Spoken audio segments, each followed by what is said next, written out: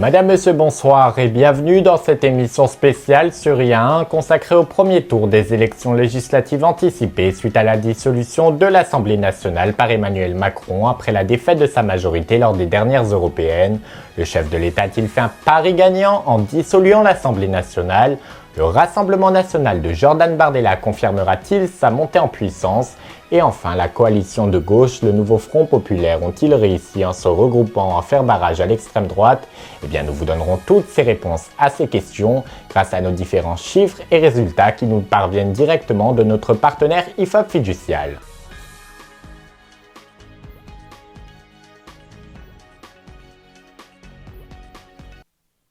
Et pour débuter cette émission spéciale, voici le chiffre tant attendu de la participation, et c'est une magnifique nouvelle en très grande hausse avec 67% des électeurs qui ont décidé de se déplacer dans les bureaux de vote, soit plus d'un Français sur deux, un record toute élection législative confondue.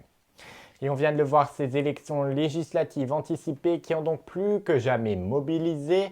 Nous sommes allés à la rencontre de deux Français pour savoir s'ils comptaient se déplacer dans les bureaux de vote et s'ils ont d'ores et déjà fait un choix. Vous allez le voir, les réponses sont unanimes, écoutons-les. Alors oui, demain je vais aller voter. Par contre, je n'ai pas encore fait mon choix, tout simplement parce que je trouve que déjà, je ne connais pas spécialement les politiques locaux déjà de ma région. Et en plus de ça, je ne me reconnais pas spécialement dans la plupart des trois grands groupes qui sont mis en avant quand même pour les élections. Donc j'ai déjà un peu lu les programmes d'ailleurs aujourd'hui, mais je vais continuer un peu la démarche ce soir et demain pour quand même prendre une décision. C'est quand même important d'aller voter. Oui, demain je vais voter.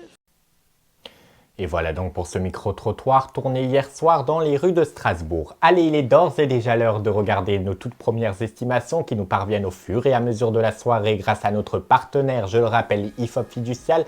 Je vous propose qu'on commence par voir les rapports de force dans ces estimations et qui portent gagnant le Rassemblement national de Jordan Bardella avec 34,2% et ses alliés, suivi en seconde position du nouveau Front populaire, l'Union de la gauche avec 29,1%. En troisième position, la majorité présidentielle avec 21,5%, suivi des Républicains et de la diverse droite avec 10%. En cinquième position, c'est l'extrême gauche avec 1,3%, suivi des autres partis avec 3,3%.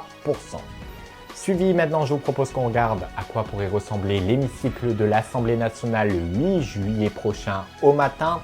Alors c'est le Rassemblement national et ses alliés qui arrivent donc en première position, vous l'avez deviné, entre 240 à 270 sièges, suivi donc du Front populaire, du nouveau Front populaire entre 180 à 200 sièges. En troisième position, la majorité présidentielle entre 60 à 90. En quatrième position, les Républicains et la diverse droite entre 30 à 50 sièges. Et enfin, les autres partis qui, eux, ont entre 13 à 21 sièges. Et après ces tout premiers chiffres qui nous parviennent et qui portent gagnant le Rassemblement national, les réactions politiques à droite comme à gauche se sont fait entendre. Écoutons dès à présent Marine Le Pen et Jordan Bardella pour le Rassemblement national, Jean-Luc Mélenchon pour le nouveau Front populaire et enfin Édouard Philippe pour Horizon pour la majorité présidentielle qui est plus fracturée que jamais. La démocratie a parlé et les Français ont placé le Rassemblement national et ses alliés en tête et ont pratiquement effacé le bloc macroniste. Tout d'abord, comme responsable politique, je me félicite de la participation si élevée qui donne une force particulière aux résultats de ce soir. Les Français ont ainsi, dans un vote sans ambiguïté, témoigné de leur volonté de tourner la page après 7 ans de pouvoir méprisant et corrosif. Nous en remercions chaleureusement les électeurs et accueillons ce résultat, première étape vers un choix d'alternance comme une marque de confiance qui nous honore et nous oblige. Pour autant, rien n'est gagné et le second tour sera déterminant. Déterminant pour éviter au pays de tomber entre les mains de la coalition NUPES 2 et en réalité d'une extrême gauche à tendance violente, antisémite et anti-républicaine dont les éléments les plus activistes de LFI, du NPA, des groupuscules violents ou communautaristes imposeront Jean-Luc Mélenchon comme Premier ministre. Déterminant surtout pour donner à Jordan Bardella une majorité absolue à l'Assemblée nationale, pour lancer dès la semaine prochaine le redressement de la France et le rétablissement de l'unité et de la concorde nationale. Dimanche prochain, si les électeurs nous accordent une majorité absolue pour redresser le pays, j'entends être le Premier ministre de tous les Français, à l'écoute de chacune et de chacun, respectueux des oppositions, ouvert au dialogue et soucieux à chaque instant de l'unité de la nation. J'entends être le Premier ministre du quotidien, celui qui placera dans ses grandes priorités la défense du pouvoir d'achat, le rétablissement de l'ordre et de la sécurité partout sur le territoire et bien sûr la reprise en main de notre politique migratoire. J'entends être un Premier ministre de cohabitation, respectueux de la Constitution et de la fonction du Président de la République, mais intransigeant sur la politique que nous mettrons en œuvre au service de la France et au service des Français. 7 ans d'indifférence écologique sous l'autorité erratique et méprisante du Président de la République, le pays a été mis tout soudain au défi d'une dissolution précipitée.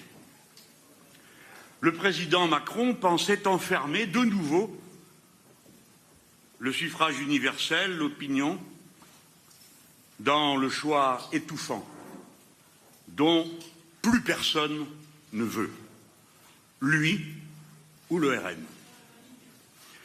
Un vote massif a déjoué le piège qui était tendu au pays. Ce vote a infligé une lourde et indiscutable défaite au président, à ses candidats et à la prétendue majorité présidentielle.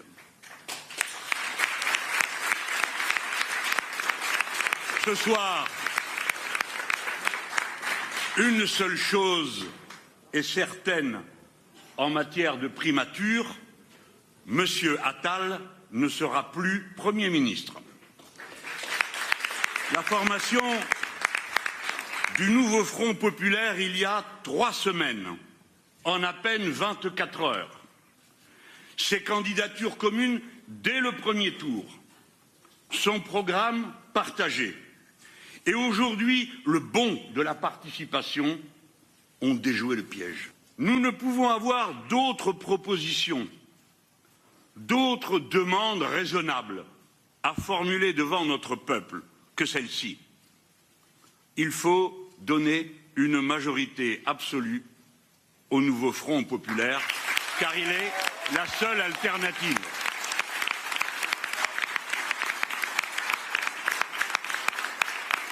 Il ne s'agit pas seulement de voter contre, ni seulement de vouloir faire barrage.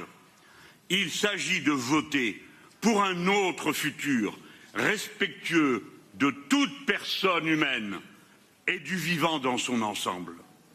La décision de dissoudre l'Assemblée nationale a, dans les faits, mis un terme au paysage politique qui avait résulté de l'élection présidentielle de 2017. La semaine qui commence sera déterminante, non seulement pour la composition de la future Assemblée, mais aussi et surtout pour l'avenir de notre pays. Tout laisse à penser que la polarisation du débat public pourrait conduire à une opposition frontale entre les extrêmes. Rien de bon n'en sortirait, ni pour le débat public, ni pour la démocratie, ni pour la France. Pour le second tour, j'appelle à voter, bien entendu, pour les candidats Horizon, Renaissance et Modem qui demeurent en lice. À défaut, lorsqu'ils sont opposés aux extrêmes, j'appelle à voter pour ceux qui, de la gauche social-démocrate, écologiste et communiste, à la droite libérale et conservatrice, au-delà de différences réelles et assumées, ont en commun l'attachement à la liberté, à l'ordre dans les comptes publics et dans la rue, au respect de l'état de droit, à l'indépendance de la justice, à la conviction que l'Union européenne est une partie de la solution et non un problème, à la lutte contre le racisme, l'antisémitisme et l'islam radical, à la protection de la planète, au respect de la science, à la quête d'une croissance juste dans le respect de la valeur travail. Je considère par conséquent qu'aucune voix ne doit se porter sur les candidats du Rassemblement national, ni sur ceux de la France insoumise, avec lesquels nous divergeons non pas seulement sur des programmes, mais sur des valeurs fondamentales. En cohérence avec cette position, je proposerai aux candidats Horizon arrivés troisième, qui pourraient, par leur présence au second tour, sans espoir de victoire, favoriser l'élection d'un candidat des extrêmes, de se retirer au profit des candidats des partis avec lesquels nous partageons les mêmes exigences démocratiques et républicaines. Et voilà donc pour les toutes premières réactions politiques qui nous parviennent au fur et à mesure de ce scrutin à enjeu historique. Je vous propose maintenant de faire un point complet sur l'actualité de ce dimanche grâce à ce flash d'informations.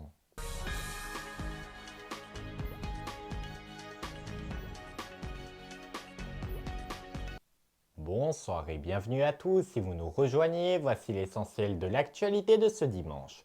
L'information qui est marquée par le scrutin de ce premier tour des élections législatives et ce chiffre inédit de la participation qui est en très forte hausse avec 67% des électeurs qui ont fait le choix de se déplacer dans les bureaux de vote, soit plus de la moitié des Français. Et vous, êtes-vous allé voter pour ces élections à enjeu historique? Nous sommes allés vous poser la question hier en début de soirée dans les rues de Strasbourg, en Alsace. Alors oui, demain je vais aller voter. Par contre, je n'ai pas encore fait mon choix, tout simplement parce que je trouve que déjà, je ne connais pas spécialement les politiques locaux déjà de ma région. Et en plus de ça, je ne me reconnais pas spécialement dans la plupart des trois grands groupes qui sont mis en avant quand même pour les élections. Donc j'ai déjà un peu lu les programmes d'ailleurs aujourd'hui, mais je vais continuer un peu la démarche ce soir et demain pour quand même prendre une décision. C'est quand même important d'aller voter. Oui, demain je vais voter. Et allez, regardons sans plus attendre les toutes premières estimations qui nous parviennent au fur et à mesure de cette soirée grâce à notre partenaire IFOP Fiducial et qui classe le Rassemblement National et ses alliés avec 34,2%, suivi du Nouveau Front Populaire avec 29,1%. En troisième place, c'est la majorité présidentielle, Ensemble avec 21,5%. Suivi des Républicains et de divers droites avec 10%, enfin l'extrême gauche avec 1,3% et les autres partis avec 3,3%. À quoi pourrait ressembler à présent l'hémicycle de l'Assemblée nationale le 8 juillet au matin après le second tour des élections législatives qui auront lieu la semaine prochaine, dimanche prochain, vous le savez, et qui classe, vous l'avez donc compris maintenant, le Rassemblement national et ses alliés en tête avec 240 à 270 sièges, suivi du Nouveau Front Populaire entre 180 à 200. En troisième place, Ensemble, la majorité présidentielle entre 60 à 90. Puis les Républicains et divers droites entre 30 à 50. Et enfin, les autres partis entre 13 à 21 sièges donc dans cet hémicycle de l'Assemblée nationale. Et ce sont que des estimations, tout peut encore changer. On le saura donc pour ces chiffres officiels en fin de soirée grâce au ministère de l'Intérieur. Et après ces résultats, donc dans le reste de l'actualité de ce dimanche, ce sont les orages qui ont traversé la nuit dernière une partie nette de la France, avec des vents allant jusqu'à 130 km/h qui ont été enregistrés. Sachez que dans l'Aube, face à ces intempéries, un arbre s'est écrasé sur une voiture, causant le décès de 3 personnes qui étaient à bord du véhicule. Une quatrième personne est elle, alors qu'il est en urgence absolue. À l'étranger, en Allemagne, le match qui affrontait l'équipe allemande face au Danemark a lui dû être interrompu suite à ces forts orages pendant de très longues minutes. Une image signée par nos témoins sur place.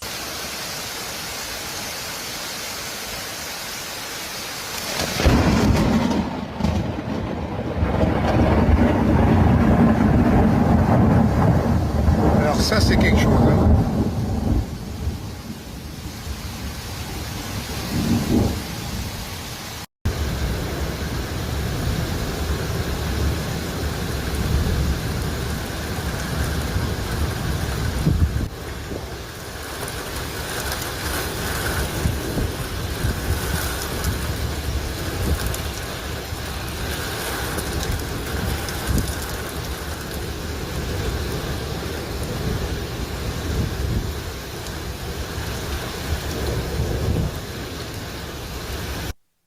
Un mot pour vous dire que hier, en début d'après-midi à Nanterre, en banlieue parisienne, 1 an après la mort du jeune Naël, 17 ans, suite à un refus d'obtempérer, une marche lui a été rendue en son honneur, organisée par ses proches et sa mère Monia. Concernant l'enquête, sachez que le policier, auteur du tir Florian M, est lui alors qu'il est toujours mis en examen pour meurtre, mais libre et sous contrôle judiciaire. Le policier qui exerce toujours ses fonctions à l'heure où nous nous parlons, mais doit vivre de façon discrète et dans l'anonymat. Et voilà donc pour l'essentiel de l'actualité de ce dimanche 30 juin.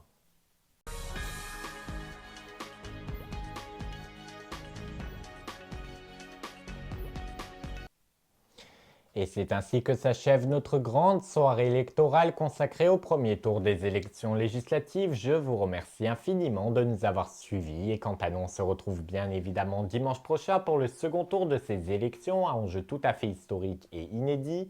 Mais avant cela, je vous donne rendez-vous ce jeudi sur IA1 pour suivre ensemble le tout dernier journal de 20h de la saison. Permettez-moi en attendant tout cela de vous souhaiter une très belle soirée. Prenez plus que jamais bien soin de vous et de vos proches, c'est si important. Et vive la France et vive la démocratie sur IA1.